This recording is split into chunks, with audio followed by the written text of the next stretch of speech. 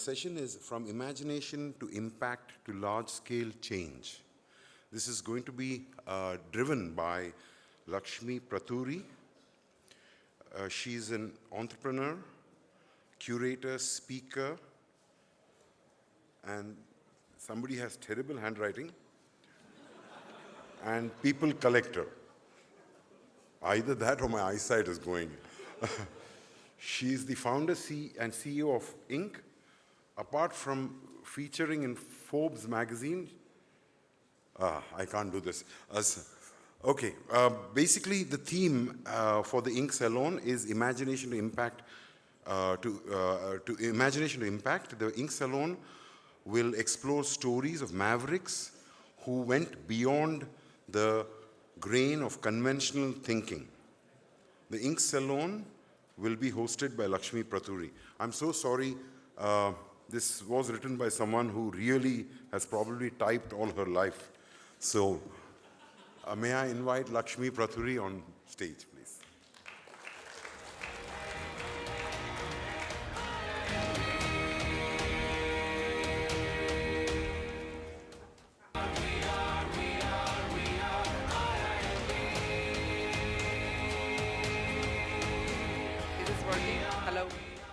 Can you hear me? Okay. I think that's a good case for reviving penmanship in high schools now.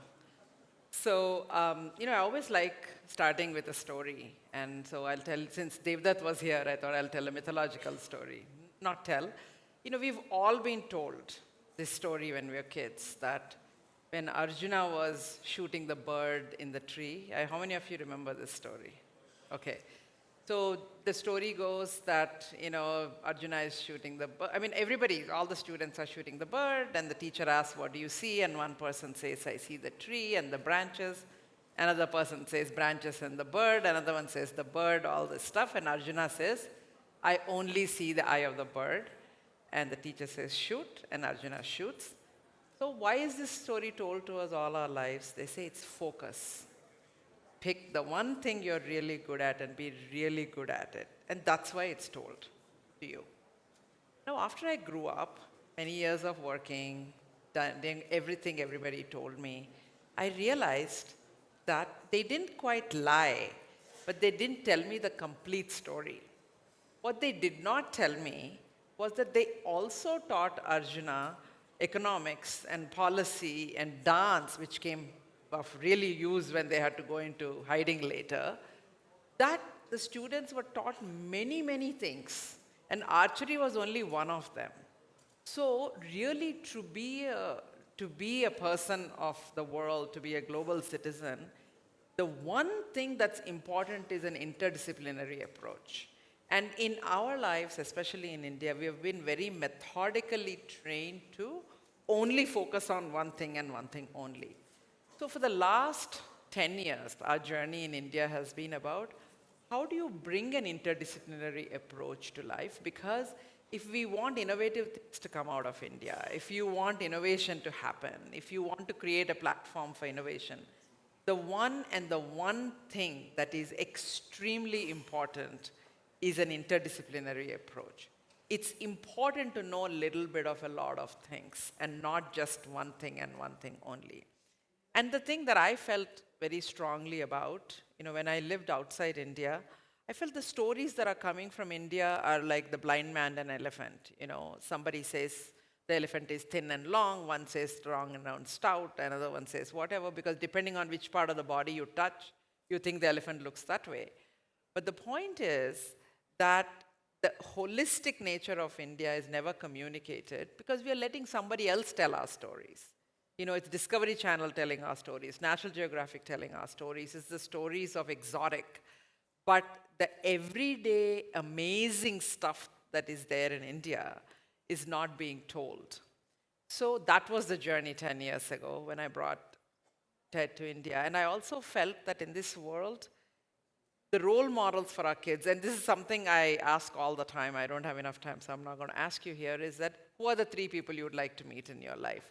90% of the time, the answers are either they're movie actors, or sports people, or sometimes politicians. 90% of the time, these are the answers. But how do you create role models of people around you? That was the journey 10 years ago. So it gets me so happy when I come to something like this, and someone like a Devdutt Patnaik finishes talking and goes, and there's a mob around him wanting to take pictures with him. He's the celebrity, you know.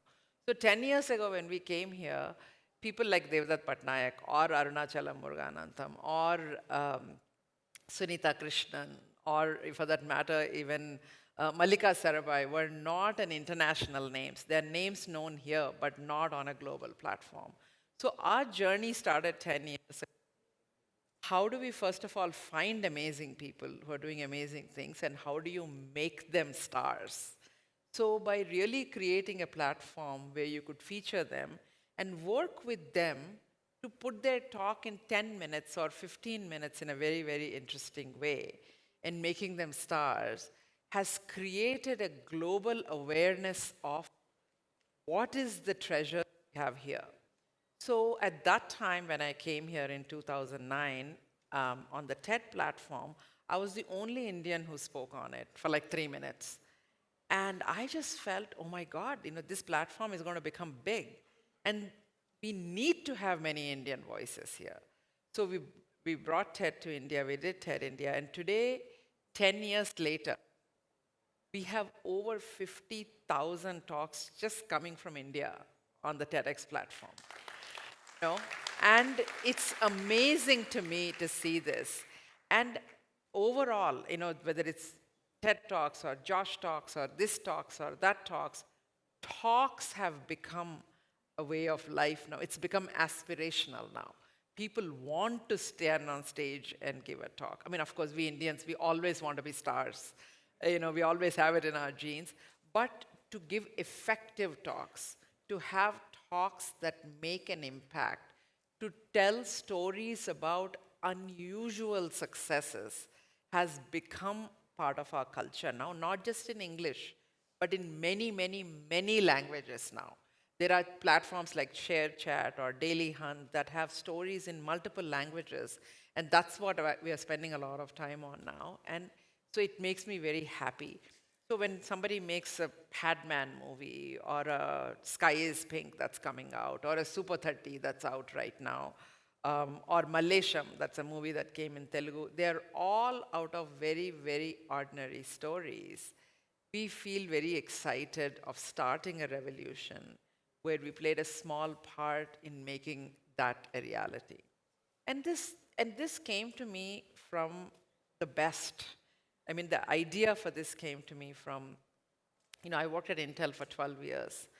And I worked very closely with Gordon Moore, Andy Grove, you know, people like that who are icons. And the only problem with that is when you work with people like that, you can work for anybody else afterwards. That's the only problem. And, but, you know, after Andy retired, 6 years later after he retired, I interviewed him in a public event like this. And that's the only interview he was willing to give, and because a book came out about him. And I asked him, what grade do you give yourself as a CEO? And Andy, you know, for those of you who have read his books or whatever, is not a person of humility. He'll say, I'm good. And, but he's very, very, you know, correct in his analysis. Doesn't matter about anybody in this world. Doesn't try to be nice to you. I mean, there are times he took a report I did and threw it across the room and said, this is BS. Not in a short form, but in long form. And you can do better than this. And there are times I would get Andygrams from him saying, great job. So he's not a shy person. So he gave himself a B+. And I was really surprised because Intel has become what it is under his, you know, from $3 billion company to a $30 billion company. Intel Inside as brand became top 10 brands in the world. And he's an iconic CEO of the Time cover and all this stuff. And I said, why are you giving yourself a B+? And he said, the value of a CEO is how he has prepared the company to be 10 years after he or she leaves the company. I spent way too much time looking at the current business, and I didn't spend enough time looking at how to prepare Intel for the next 10 years or next 20 years. And that's why I give myself a B+. And I just was so moved, for somebody to be that critical with themselves and be so right. So my journey became about really innovation comes in 10-year intervals. It does not come in a quarter, it does not come in a year. Anything you take on to even see a minuscule of a difference it can make, it takes 10 years. So it's been 10 years since we started. This is our 10th year. We have done over 500 talks. And as I said, it's not what we did that excites me. It's about an ecosystem that we have created. The real change, and the other thing Andy would always talk about is that it's not about your product, but it's about the ecosystem you create. We worked in 1995 on building an e-commerce platforms and worked with software developers and all kinds of people, invested money in them. There was no Intel capital in those days. There was 3 of us running around doing these things. Invested in companies so that if an e-commerce platform is built, a lot of people will buy online, which means they'll need PCs, which means they'll need chips, so they'll buy our chips. So you have to build innovation in a way that you may not even be known in the change you make. And you have to be prepared for that. And so for us at Inc., what's exciting is not our results, but it's about the waves you can create about establishing values out there. So today for our young children, to give a TED talk or an Inc. talk or a Josh talk or some talk is aspirational. That means they want to accomplish something that's big enough to be able to talk about it. And that's fantastic. We are from the land of storytellers, and we forgot how to tell our stories. So today on a global stage, when people think of global thought leaders, Indians don't even feature there. We are somewhere, out of 100, maybe half, we're there. So we need to change that because we have the intelligence here. So what are we doing about it? So over the next 40 minutes or 50 minutes, we're going to present you some stories. So one of the things we've taken on is that from day one, we said we'll have a company and we'll have a foundation from day one. And the foundation will have a fellows program. So every year we'll pick 20 young people who are doing really out-of-box things and give them a space to create a community. And then find connections for them to be successful. Because it's a lot of times when you're doing something out of box, it's not just the money. You need somebody who says, I get you. You need somebody who says, let me connect you. The most important economy is not industrial economy or the knowledge economy or venture capital. The most important economy that's needed is connectedness, connection economy. Are you willing to make a connection that's changed somebody's life? Can you accelerate their journey by the connections you make? So that's been our journey for the last 10 years, is how do you create a connected world where you can make these connections so directly or indirectly things change. So, and the other thing is that today, the corporations are the new economies. If you take the top 10 companies, they're larger than the bottom 10 countries in this world, okay? So if you want to make a change in this world, we have to start with the corporations. And what excites us is to inspire the corporations to invest internally. Because today, if you think about it, an FMCG company, a soap company, spends on an average $1 crore on a 30-second ad, which happens, and there's a new ad coming every month, okay? And how much do we really spend on our internal resources, on creating amazing future makers out of our own companies? How much are we investing? So what we are excited about is to work with people on focus on yourself, develop yourself, learn a lot of things that have nothing to do with what you're doing, because the next innovation is coming from a person who's probably not born yet, is coming from a place you haven't been to, in a language you haven't heard. It's going to take away your job. So you need to forget doing good to the world, for your own existence and sustainability, you need to keep in touch with what's happening across the globe, across disciplines, across age. So one of the things that's important for us is intergenerational mix, gender mix, discipline mix. These are all important. So with that, I have to apologize. One thing, I'm very particular in everything we do has to have equal men and women. But today, because of the availability of the people, the topic, etc., the three people we chose to be here are all men. But I'm twice their age, so I count as two women. So, I'm trying to make up for it. So that's the one thing I feel bad about today. But the three are amazing stories, and we have chosen people who are making huge difference in the lives of women. So, and I'll tell you why as we talk about it. So the invitation for you as you listen to these stories is, number one, how can you be a part of that story? Because the reason I came to India for 6 months to host Ed India and go back. I had no intention of living here. I left India in 1983, and I had no intention of coming back. I was happy where I was. But there's one thing that happened in TED India that changed my mind. And that is when Sunita Krishnan, how many of you know Sunita Krishnan? Okay, she's somebody who rescues women out of prostitution, gives them a home in Hyderabad, etc. She gave one of the most gut-wrenching talks. If you haven't heard it, just go listen to it. It makes you understand in this land of plenty, in this economies that's going up, how terrible we are about taking care of our girls. And so she rescues these women out of prostitution, and it's a very tough talk. And I asked her at the end, what is the one thing you wish you had?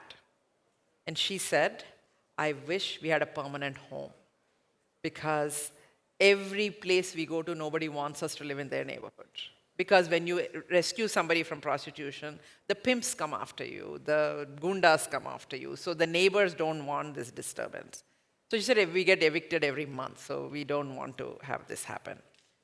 So somebody in the audience, and I just said, what does it take to build this? And she said, we just need the land, blah, blah. We need to build a home. So somebody put their hand up and said, I will give $10,000 if 9 other people pledge. We had over 30 people pledge. Okay? And what we learned is that when inspiration happens, we put our hand up, and then we go home and life happens. And we don't have the time to fulfill our promise. But thank goodness we decided to follow up with all of them and their friends. And 18 months from the time she stood on the stage and gave a talk, she bought 10 acres of land outside Hyderabad and built a home, not just a home, an entire campus where all of them live. They have a creche, and they have an amphitheater, then they grow all their vegetables. And that is the power of a great story and a great audience. So that's why I'm requesting you, don't be a passive audience. When you listen to a story, think of how can you be a part of it. How can you change that person's life with what you do? So the biggest ego trip I have is, has that person's life changed after they met me? Has their life become richer after they meet me? And they may not even know it, and that's okay. And that is the ego trip we all should be on, is has someone's life changed because they met you? And so I'm going to present you 3 different people, and we have a term for them. And this is the quote that works for us at Inc. And anybody, I'm sorry, those who have come to Inc., they've heard me say it, but so there you go. The quote that really inspired me is that says that life ought not to be measured by the number of breaths we take, but by the number of moments that take our breath away. So if that's true, we should all be very greedy about the number of moments we create for others. And we call this billionaires of moments. So everyone we invite on stage, everyone we collect, as I said, I'm a people collector, are billionaires of moments. And our journey is about how do we redefine success so we create billionaires of moments. So we have invited 3 different people to come here to share their stories. And it's in the the first person is going to talk to you about, we always talk about saving the environment, doing a lot of things, etc. But he has a very unique perspective on saving the environment and doing something really, really fantastic, an Inc. fellow, Ankit.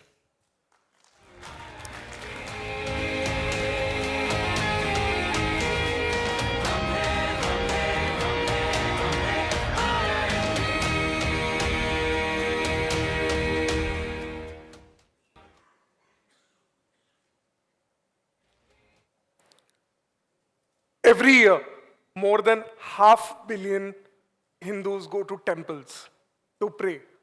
We offer nature in its purest forms, flowers to our gods.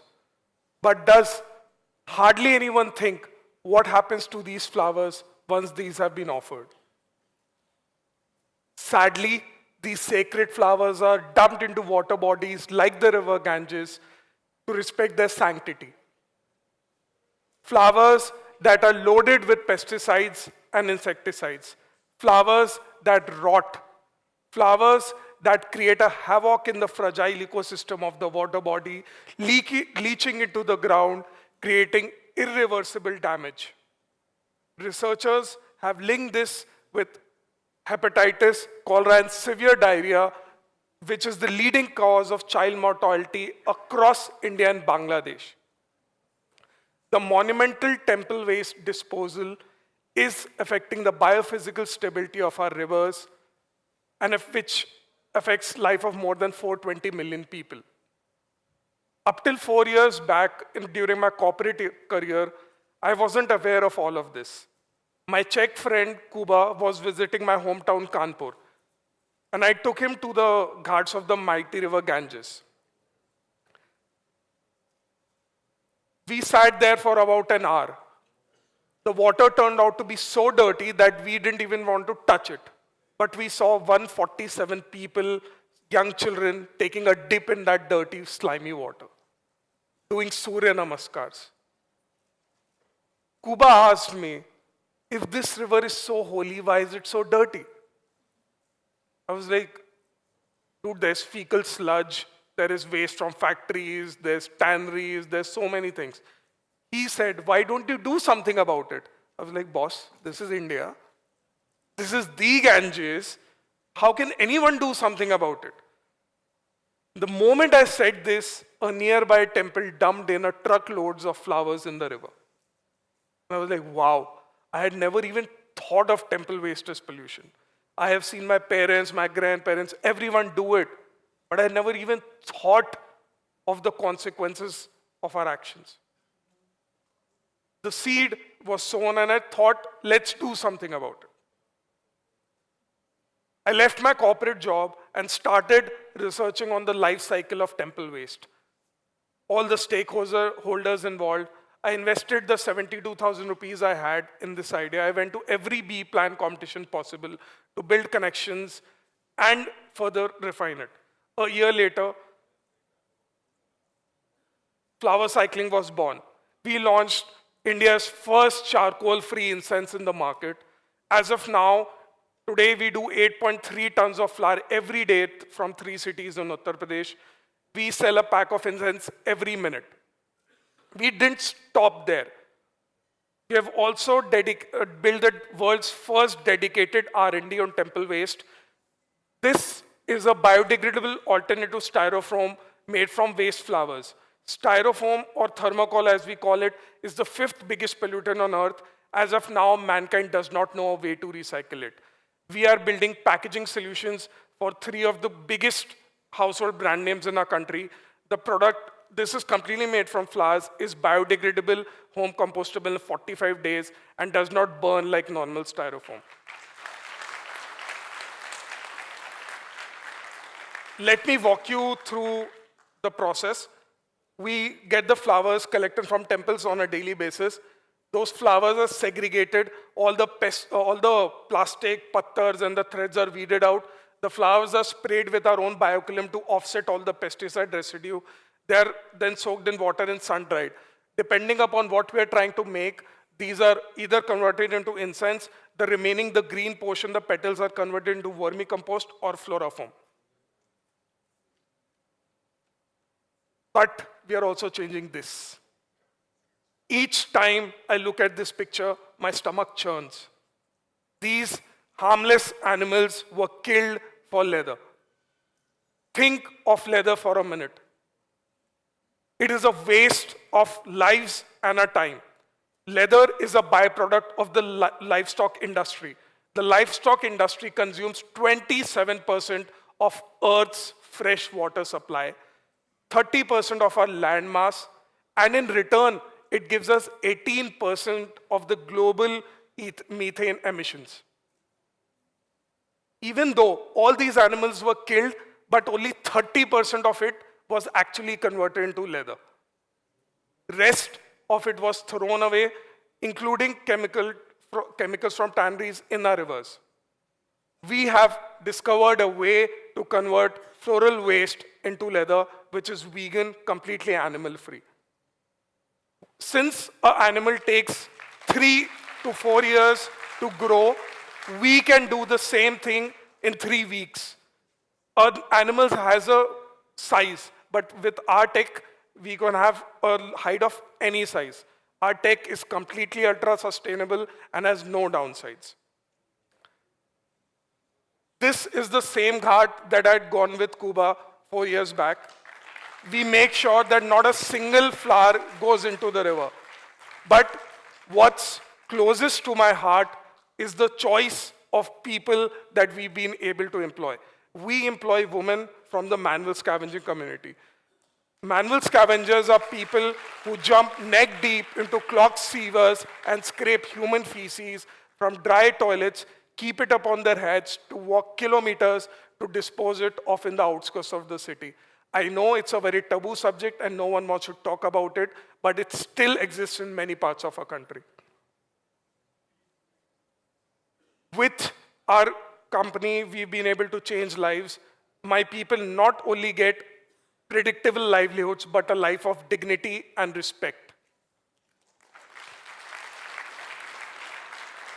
I wanted to share about Prema to you. One day, Prema had brought sweets to our unit and she started distributing it. And I asked, Amma, what happened? And she was, ki bhaiya humne refrigerator, humne fridge kharida. And I was like, ki to paise bachao, baat kyun na mithai? So she said, when she was 11 years old, she used to clean someone's bathroom. And on a summer day, she asked them for cold water. The owners refused. That day, she had decided that she will buy a refrigerator for herself. After working with us for 4 months, she was able to buy a refrigerator. And her neighbors, the Thakurs and the Brahmins who earlier used to despise her, their children had come to have water from a refrigerator. She said, now my children are equal to their children. I can die in peace. My work is not about cleaning just the river Ganges. It is about cleaning myself. Thank you.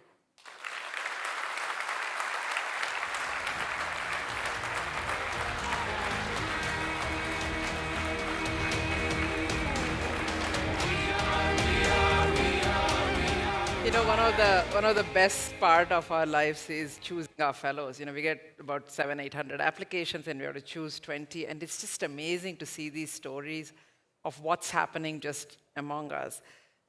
So like when you call Ankit sometimes, he says that you don't hear from him for like 4 days, and I'm like, what's happening? Where are you? He says, okay, one of my girls has been kidnapped, and something has happened. I mean, the thing is, while we again celebrate the economy and the business and all that stuff, the kinds of things you have to deal in a rural area in women's lives is just gut-wrenching. And a kid like him is involved in getting somebody, bringing them back, giving them a livelihood so that they won't be married off early, or they're not raped, or you deal with very, very tough decisions. So that's what makes somebody who's a fellow a complete. We look for, see, innovation is not just about some beautiful futuristic thing. It's about seeing the unusual in the things that are happening around you. How many of us have seen flower waste in temples? How many of you thought about this? So that's what's beautiful. So our next speaker, so we talked about how we save the environment in a very unusual way. And one of the big things that's going to change is the way we live. how do we want to live? You could have the most expensive house, the air is bad outside. So no matter how rich you are, you're not, saving yourself from that.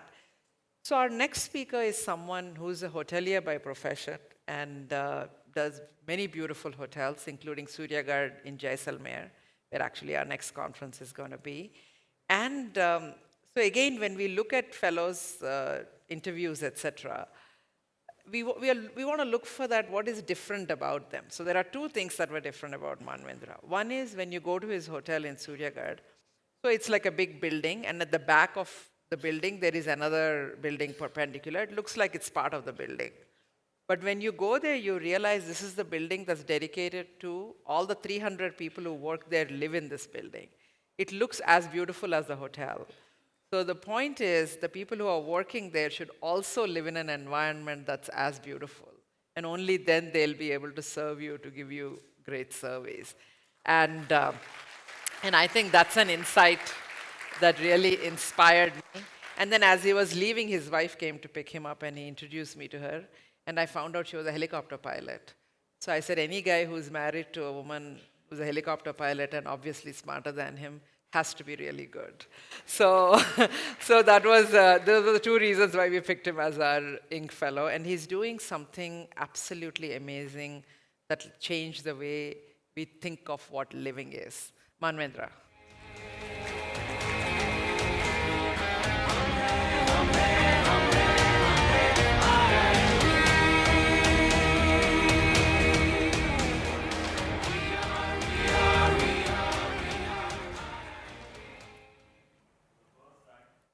Hello, can you hear me?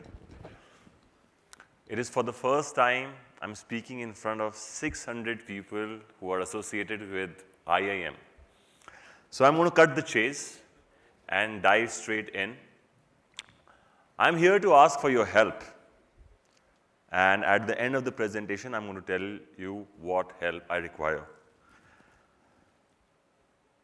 I've always been fascinated about this idea of potential. Ankit sees potential in flower waste. Lakshmi sees potential in all of us. So I've just been very, very fascinated with this whole idea of potential. And I stumbled upon this idea many, many years back when I was building my first hotel. When I met this gentleman.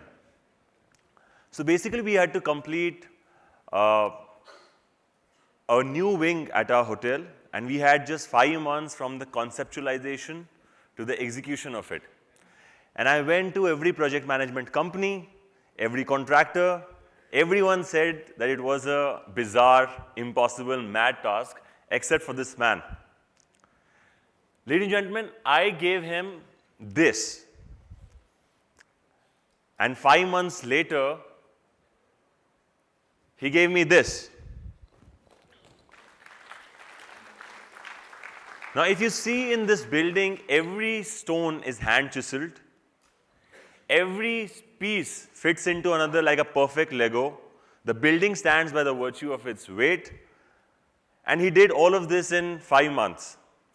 So for a person who has never studied architecture, never been to college, he does not understand computers, does not know programming, but he started building the first block by seeing a 2D sketch, which means that he must imagine the entire building in 3D before he started building the first block.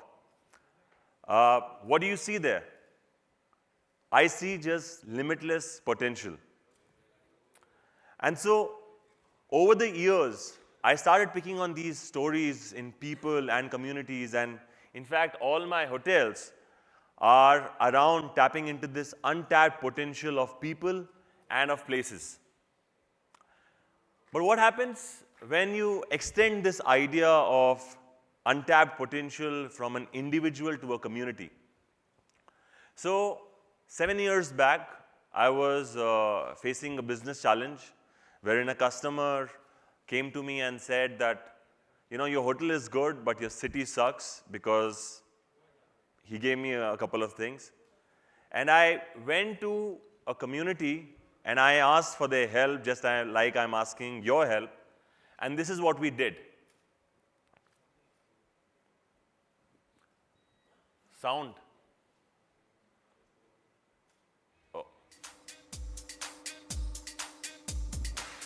This is the oldest living fort of India for sure.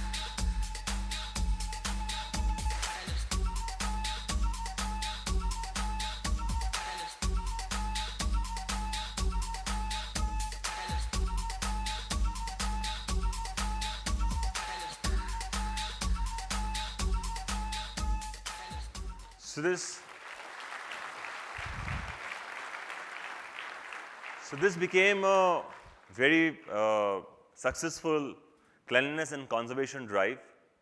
3,000 people showed up in 25 days, and we were able to do this in much to everyone's surprise. And that's when I first understood that if a community decides to take something on itself, unimaginable things are possible. So while I was toiling with this idea of how does one unlock the creative potential of people and communities, it was the same time around when my daughter was born. And this was also the time when I became an IIMBue fellow. So while this was playing big on my head, that how do you untap or unlock potential of people and communities, I started thinking to myself that the best gift that you can give to your kid is create the right environment for him or her to realize his or her truest potential. And also what happens is that when you become a parent, your horizon of looking at things changes dramatically. You are suddenly not thinking about 10 years, 20 years, you're thinking of 50 years, 70 years. And then many of the things, and I'm almost ashamed to say that I had become immune to, then suddenly started making a big difference to me. You know, images like this. Images like this.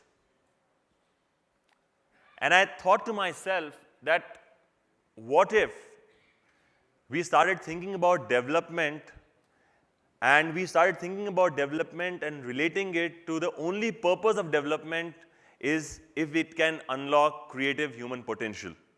And it does it in a way that it can sustain for 50, 70, 100 years.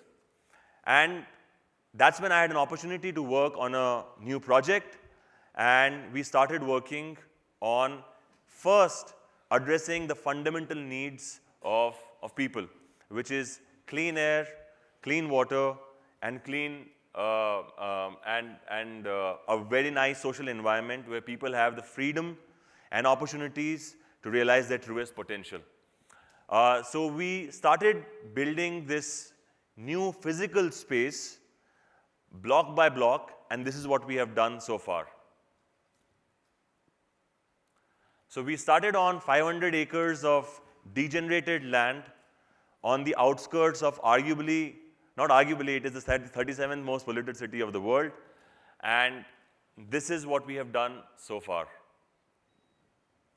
Music.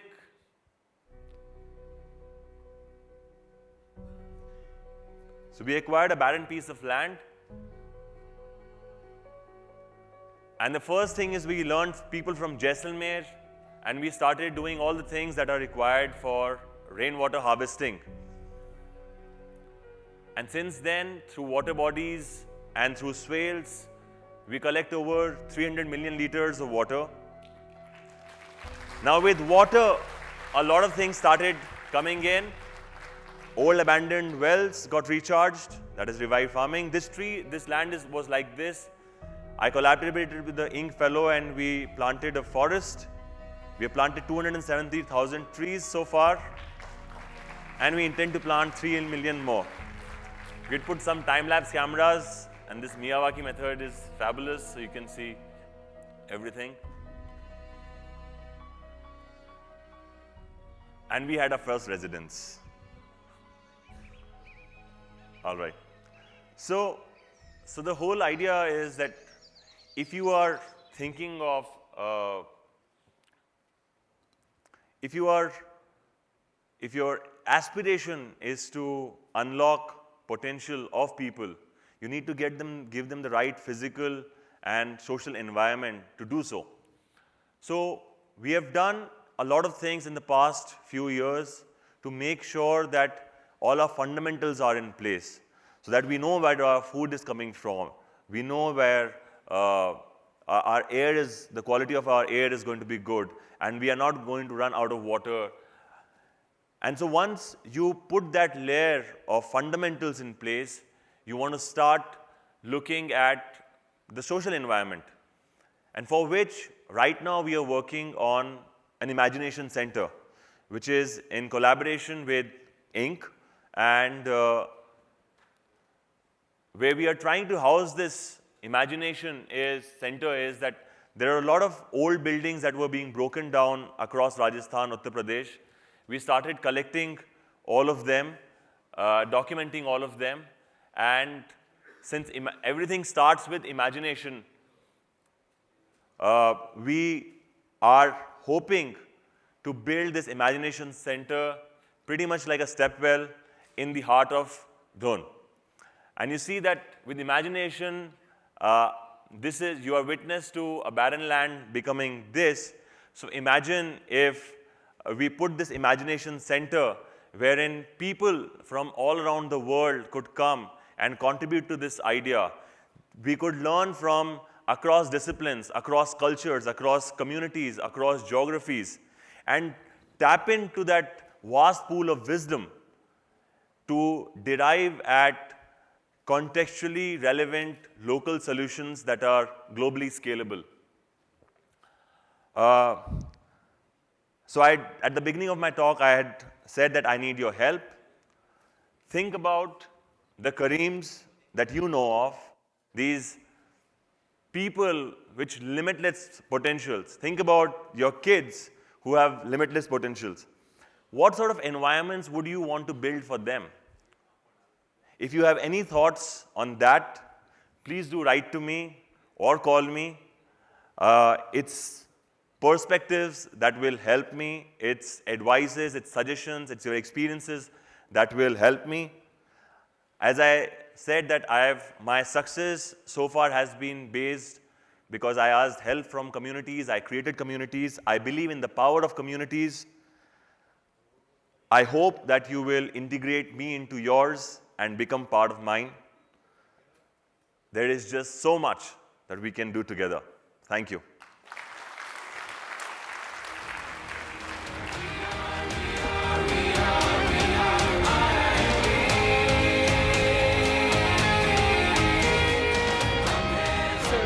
Now come to the last speaker. So after we talk about how we save the environment, create great places to live, the next journey is within ourselves. Actually, this year, talking about within. If the last 100 years our journey has been about industrial revolution, seeing the world, planes, trains, automobiles, next 200 years is going to be a journey within ourselves of how do we take care of our bodies, our brains, our gut, our purpose, this is what we are going to be looking at.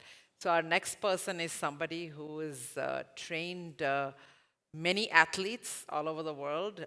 He was an advisor to Delhi Daredevils and many, many teams in India. But somebody who combines what is necessary from a both spiritual as well as a physical angle of our journey inside. Shayamal.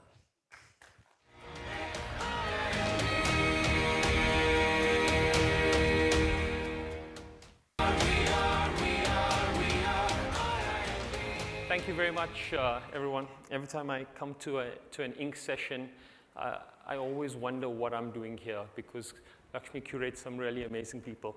Very, very quickly, how many of you are interested in the world of sport? How many of you watch sport? Beautiful. That makes my job a little easy. Okay. I've spent the last 2 decades working with professional athletes. Okay.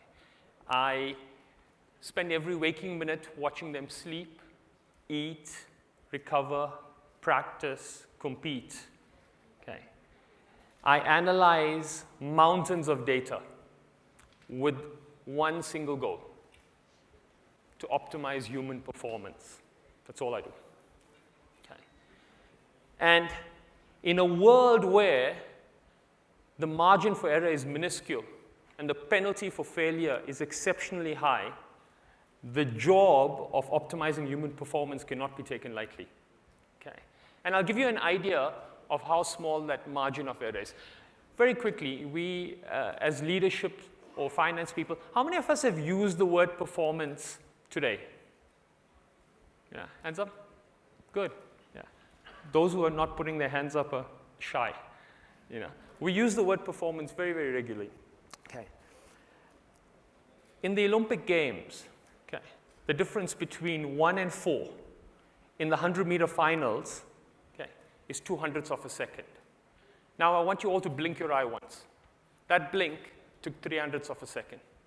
In the blink of an eye, 4 people will go past the finish line, of which the world will only know 1. So my job is to cram as much science as humanly possible into that gap, which is 0.5%, which is 100th of a second. My job is how do I make someone 100th of a second faster? And that's what the optimization of human performance is. So I was a monk. So today I'm not here to ask, I'm here to serve.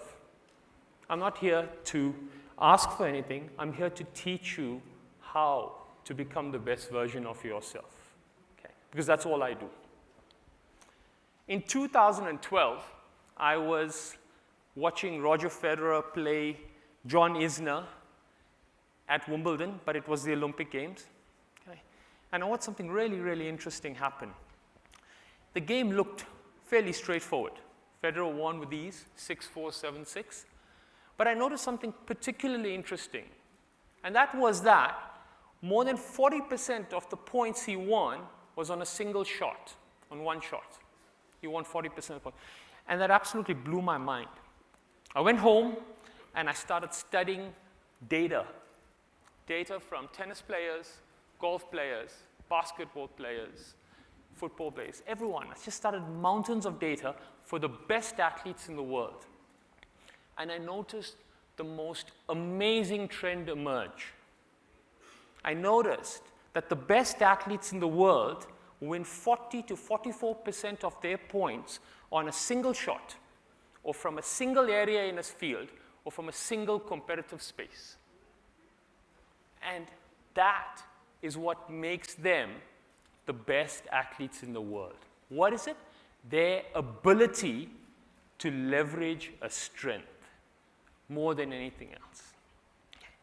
So then I took that entire model, and that became my model for how I work and how I train athletes.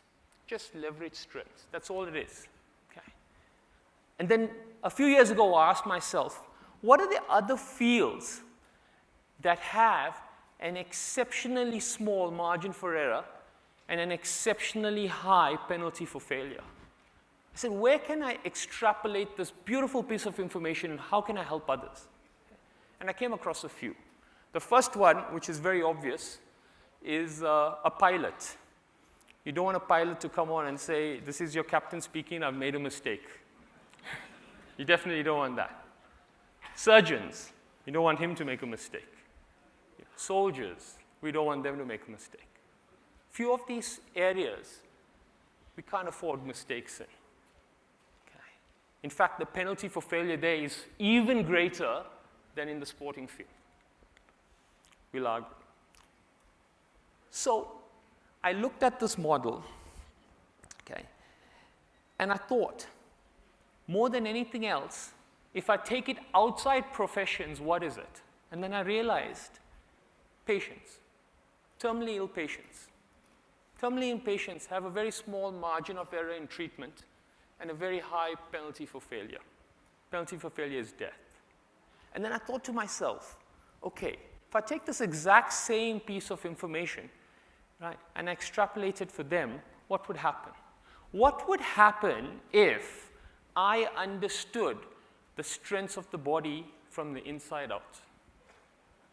What would happen if I knew everything that was strong about you? If I knew what your strongest gut bacterial cultures were, if I knew what your strongest brain cortex was, if I knew your strongest genes, if I knew your food intolerances and I knew your allergies, what would happen? So I did case studies. Okay. What do you think would imagine? Can you imagine what your body would be like if I fed it food that its strongest gut bacterial culture would break down? Can you imagine what your brain would be like if I gave you a motivational message that passed through the strongest cortex in your brain? Can you imagine what would happen to you if I wrote a subconscious program that increased the impression or the expression of your strongest genes? Can you imagine what would happen? I know what would happen. I know it because I use that model to enhance my athletes. I've used that model to treat patients, terminally ill and chronic patients. And that model is what I term the quantum health model. The quantum health model was born purely from this understanding of how I can leverage strengths. That's what it is. And it's helped me phenomenally. Okay. It's changed my life because it's changed the way I approach athletes in making them faster. It's changed the way I heal people. Okay. Now, what does that mean for you? There's something really, really unique about the world of sport. 20 years in the world of sport, I wake up every single day and I'm standing on the court with an athlete, and we've got a whole team around us. And we study every strength and every weakness. And at the end of the day, we go back and we study that and we re-evaluate everything, and we tell that athlete, we give him some information. And he goes back and we sort of practice what was weak, but we reinforce our strengths. Okay. I'm going to keep it short. It's saying time's up. So I'm going to ask you one question. Okay. The one question I want to ask you is, if you had someone follow you every single day and tell you what you did right and what you did wrong, and if you had the opportunity to wake up the next day and improve what you were doing right and make it better, and if you had an opportunity to ring fence what you were doing wrong, hand on your heart, how many of you would be in this room today? And this is about right. None of you would. Okay. Because one thing that I learned from the world of sport, and I can tell you honestly, after spending 20 years of trying to optimize performance, every single one of us is operating suboptimally, from the inside out, from your physiology to your psychology. So if there's only one thing that you have to imagine, you have to truly imagine what your human potential could be if you only start leveraging your strengths. That's it. Thank you very much.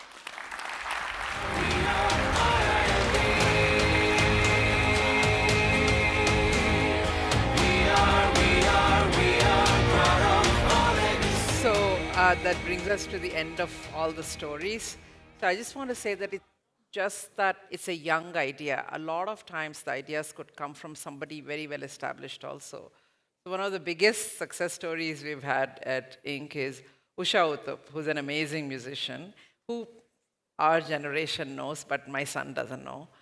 But she gave a talk called Skyfall in a Sari at Inc. that it's at 14 million views today and climbing. And she suddenly became a rage with the younger generation.